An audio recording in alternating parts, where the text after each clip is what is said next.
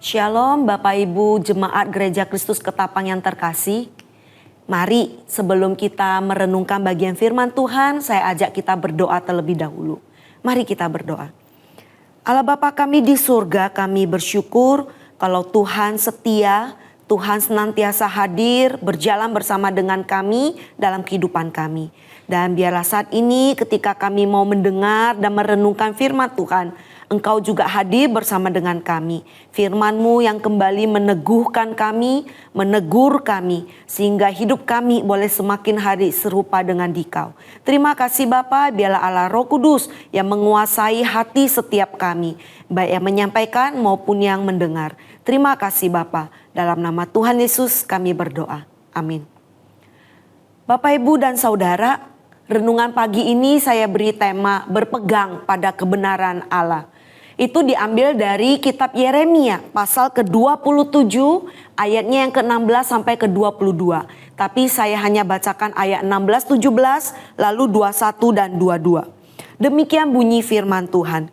Kepada para imam dan seluruh rakyat ini pun aku Yeremia berkata, beginilah firman Tuhan. Jangan dengarkan perkataan nabi-nabimu yang bernubuat kepadamu. Sesungguhnya tidak lama lagi perlengkapan rumah Allah akan dibawa kembali dari Babel. Sebab mereka bernubuat palsu kepadamu. Janganlah kamu mendengarkan mereka. Takluklah kepada Raja Babel, maka kamu akan hidup. Mengapa kota ini harus menjadi reruntuhan? Ayat 21. Sungguh beginilah firman Tuhan semesta alam, Allah Israel, tentang perlengkapan-perlengkapan yang tersisa di rumah Tuhan, di istana Raja Yehuda dan di Yerusalem.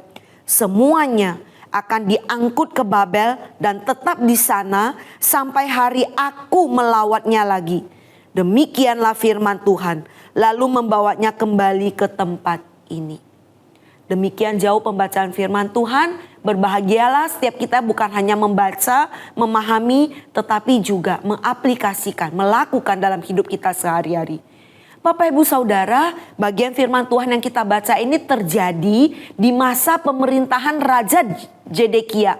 Raja Zedekia itu raja terakhir kerajaan Yehuda. Yehuda waktu itu berada dalam situasi yang sangat sulit. Sebagian penduduk dan perlengkapan bait Allah sudah dibawa ke Babel. Tapi Yerusalem belum dihancurkan. Di tengah keadaan sulit seperti itu muncul dua suara yang berbeda. Suara dari Yeremia menyampaikan firman Tuhan bahwa pembuangan ini adalah bagian dari penghukuman Allah dan bangsa Yehuda harus tunduk kepada Babel. Sebaliknya suara yang kedua itu suara nabi-nabi palsu yang berkata bahwa semuanya akan segera pulih. Perkakas bait Allah akan segera dikembalikan ke Yehuda. Pesan para nabi palsu tentu lebih menyenangkan untuk didengar. Mereka memberi satu harapan tapi tanpa menuntut pertobatan. Padahal sebelumnya Tuhan sudah menyatakan bahwa pembuangan ke Babel itu akan berlangsung selama 70 tahun. Itu ada di kitab Yeremia 25 ayat 12. Karena itu Yeremia dengan tegas berkata, jangan dengarkan mereka. Yeremia mengingatkan, jika Yehuda melawan Babel, mereka justru akan menerima penghukuman yang lebih berat. Yehuda akan dihancurkan. Ketaatan kepada firman Tuhan saat itu berarti bersedia menerima disiplin dari Allah. Bapak, Ibu, Saudara, demikian juga dalam kehidupan kita. Tidak semua pergumulan itu harus dihindari. Ada kalanya Bapak, Ibu, Saudara, Tuhan mengizinkan proses yang sulit terjadi dalam hidup kita untuk membentuk karakter kita dan membawa kita kembali kepada Dia. Ketika kita jatuh ke dalam dosa, Allah mengampuni setiap kita yang mau bertobat. Tetapi seringkali Ia tetap mengizinkan kita belajar melalui konsekuensi dari dosa yang kita lakukan itu. Namun Bapak, Ibu, Saudara, disiplin Allah itu bukanlah akhir dari cerita. Karena di ayat ke-22 Tuhan berjanji pada waktunya Ia sendiri akan memperhatikan umatnya dan memulihkan mereka kembali.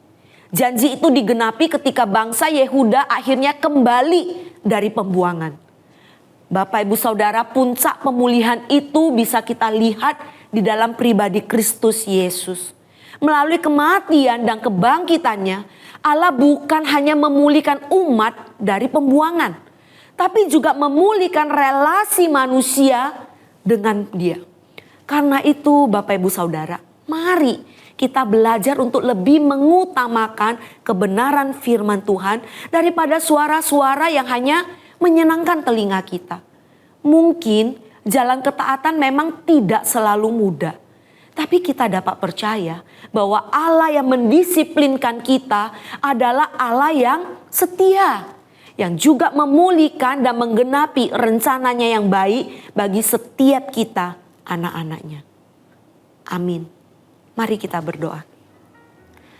Allah Bapa dalam surga, ajar kami untuk tetap setia kepada Engkau. Setia mendengarkan kebenaran firman Tuhan dan melakukan yang benar. Mungkin dunia memberikan kami kabar-kabar yang menyenangkan telinga kami. Banyak guru-guru di luar sana yang memberitahu kami ini dan itu yang membuat kami senang.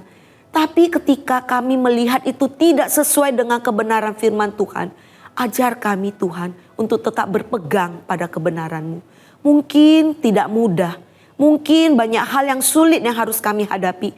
Tapi kami percaya Engkau Allah yang setia dan memulihkan hidup kami. Terima kasih Bapa, biarlah firman Tuhan ini menguatkan kami menjalani hari-hari kami sepanjang hidup kami. Terima kasih Bapa, di dalam nama Tuhan Yesus kami berdoa dan bersyukur. Amin.